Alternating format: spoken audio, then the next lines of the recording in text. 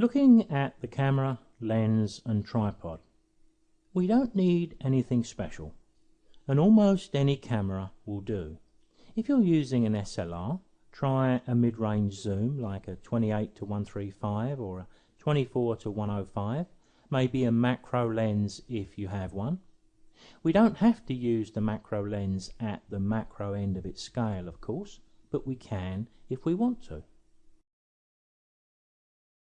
We will need a cable release, as I said earlier on, because although we can use the time delay to fire the shutter, when you're shooting this number of images, that can get just a little bit tedious. A compact camera will work just as well as an SLR, and in fact some of the modern compacts are very good at close focusing.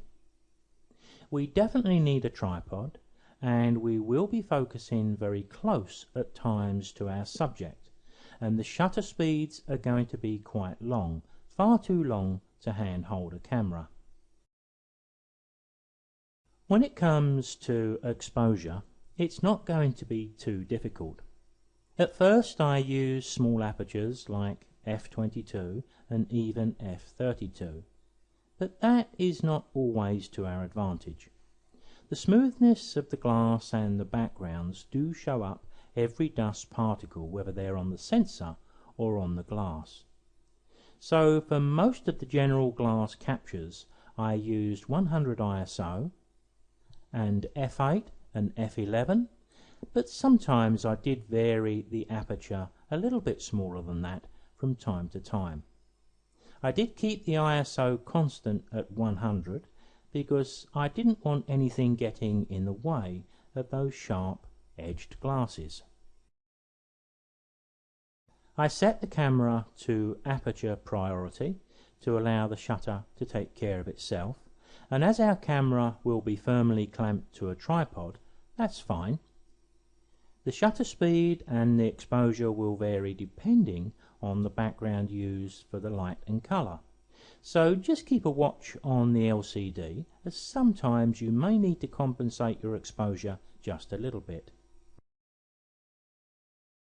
With some backgrounds, if they had a light or dark bias, I needed to adjust by 1 stop, and on occasions 2. But generally speaking, exposure is fairly easy. If you're shooting against a white background, then you're going to need to increase the exposure by about 2 stops to retain that glass sparkle. If you're a raw shooter, then continue with that because it gives you lots of scope when you get the images into Lightroom or Photoshop. Shooting tips, well, turn off the room lights and draw the curtains, and if there's still a fair amount of stray light coming in around those curtains, you may be better off waiting until it's dark. If not, your glass will pick up a myriad of unwanted reflections from overhead lights or what is coming in around the curtains. You will need to do some spotting of the glass, but you don't want to add lots of unwanted highlights that may be a little bit trickier to get rid of. You do need to work clean with glass. If your chosen glass subjects are not delicate or priceless art objects, then put them through the dishwasher before you start your photography, and at least you're going to start off with sparkling glassware. Even so, you're still going to need to do some spotting.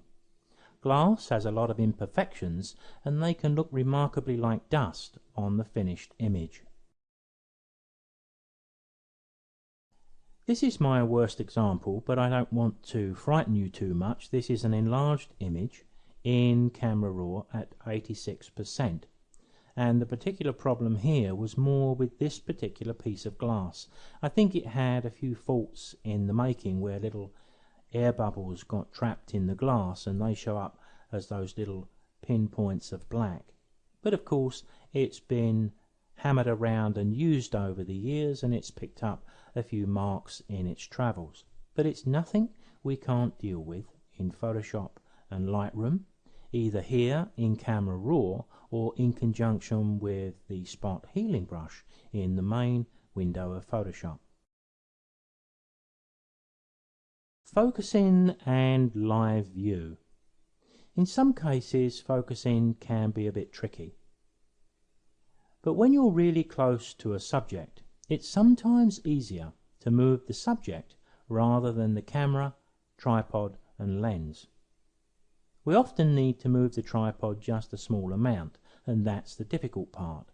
So a better way is often to slide whatever your glass is sitting on backwards or forward on the bench until you see it pin sharp or it's positioned correctly within the frame. The LCD screen will help enormously, and if your SLR allows live view, then that's going to help too. Not only allowing you to compose and see the effects of the colour on your glass, but for critical focusing and composition too. Remember that when live view is activated, we can zoom in on the live view for real critical focusing. And in the darkened room, I found that pretty easy. Given we're so close to our subject most of the time, depth of field does need to be on our mind most of the time too, especially as we focus the subject. Another bonus with live view is that once we're focused and we press the button to go into the live view, the mirror locks up, and that's going to minimize any vibration that you may have within the camera with those long shutter speeds. Using live view is going to drain your batteries just a little bit quicker, so if you have spares, get them fully charged before you start. Composition is everything in our still life, so make sure you do take account of the composition rules. They're going to work for you almost every time. If you can get your rule of thirds grid showing on your LCD screen, then that's going to help a lot too.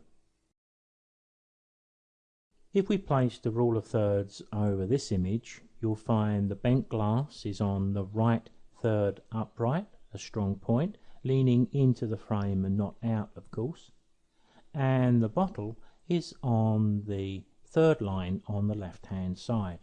So we need to be sure we get the composition perfect. Don't forget, we can add other objects into our glass creations, and when I created this one, I felt it had the sort of feeling that I was looking through the glass into the sky beyond. So I dropped in a few birds and even the moon in the background, both done in Photoshop. The Triptych technique also lends itself well to this glass technique. We can shoot the glasses individually in portrait format, or simply crop upright shots from our landscape sets. You've seen that I've used soap bubbles in a number of the images, and a white background often shows these best. We need to be aware that when we're using a slow shutter speed, the soap bubbles will slowly collapse, so we don't want the bubbles moving through the exposure. From time to time, we just need to lean in and blow up the bubbles with a straw.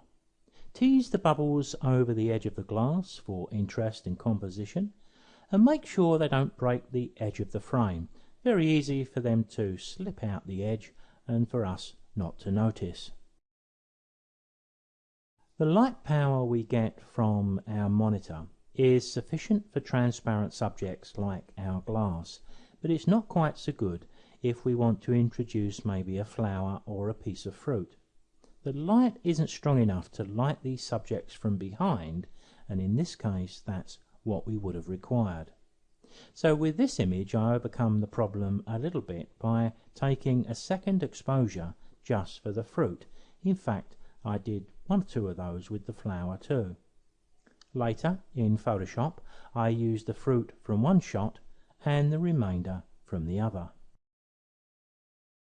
Another alternative is to use a torch and paint the light in this case into the flower. To do this, we're going to need time, and just a little experimentation, but it's not difficult. So close the aperture down just a little bit so the exposure is quite long. You need a few seconds to be able to move the torchlight over the flower subject. But as you can see, it does give a reasonably good result.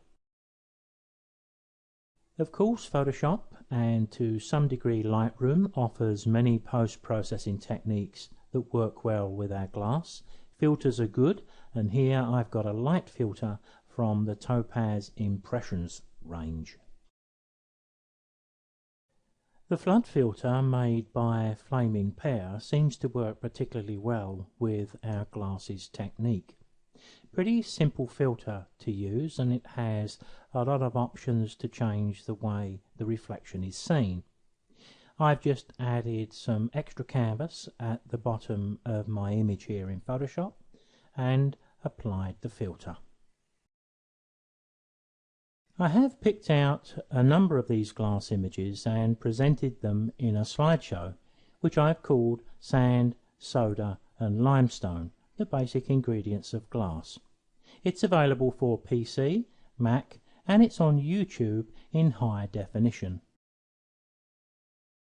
When we start to think about what liquid to put in the glasses, all we really need is water, because the glass containing water will reflect the background colours and textures quite effectively. We can apply some food colour, of course, and there's a couple of ways we can do that. We can capture the food colour as we drop it into the glass before it's fully mixed in. But we have a little bit of a problem here, which is most evident here in the glass on the far right.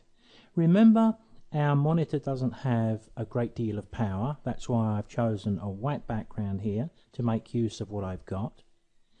So we've got slow shutter speeds, but we've got moving colour in the liquid. So I think this technique may be better suited to flash. We can use normal images as our background, but I did find one or two problems with these. Generally speaking, if we don't pick the right image, it's going to be a little too fussy and it just destroys the charm of the glass. Sometimes the images can be a little bit too contrasty as well, but it helps, I've found, if you just add a bit of Gaussian blur to the image as we have here, and then the glass stands out nicely.